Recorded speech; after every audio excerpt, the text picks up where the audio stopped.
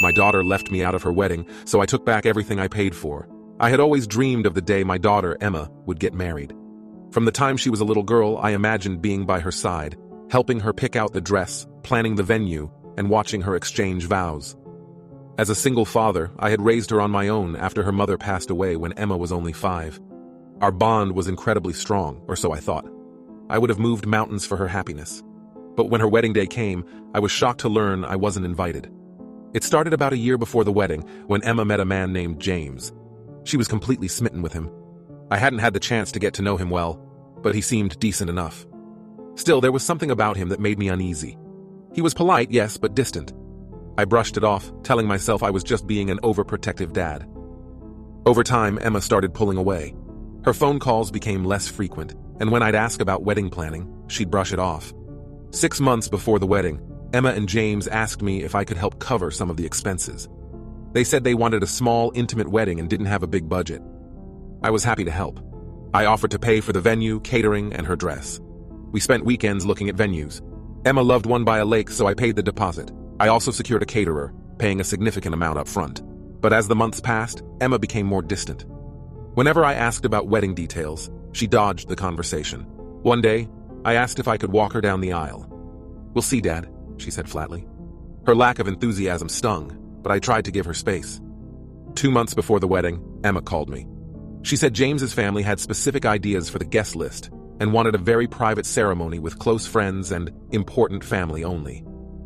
"I hope you understand, Dad," she said. When I asked if I was invited to the ceremony, her response was vague.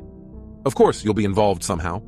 A month before the wedding, I received a formal invitation in the mail. To my surprise, it was addressed to Mr. Edward Turner, not even as father of the bride. Worse, it was only for the reception. I wouldn't see the vows or ceremony. I called Emma immediately. "Why am I only invited to the reception?" I asked. She hesitated before saying, "James's family wanted to keep the ceremony small. You'll be there in spirit." Her words hit me like a ton of bricks. I raised her, sacrificed for her, and loved her unconditionally. Now, on one of the most important days of her life, I wasn't welcome. That night, my heartbreak turned to anger. I thought about everything I'd paid for, the venue, the catering, and even parts of her dress. Why should I keep funding an event I wasn't allowed to fully attend? I made a decision. The next morning, I called the venue and canceled my booking.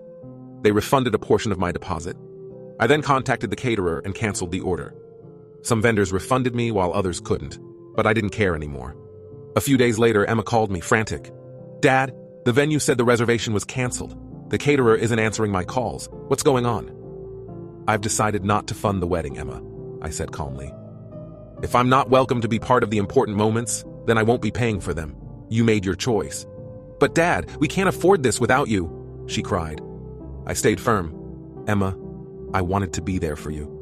I wanted to walk you down the aisle, but you made it clear I don't belong. You prioritized others over me." The wedding went ahead on a much smaller scale.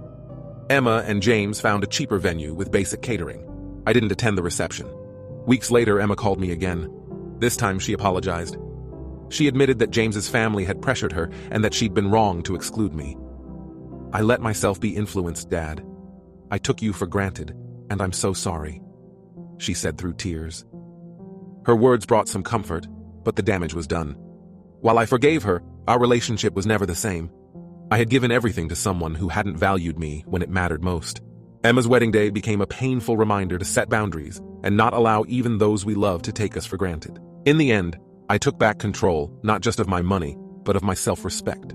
It was a lesson for both of us, and though it hurt, I emerged stronger.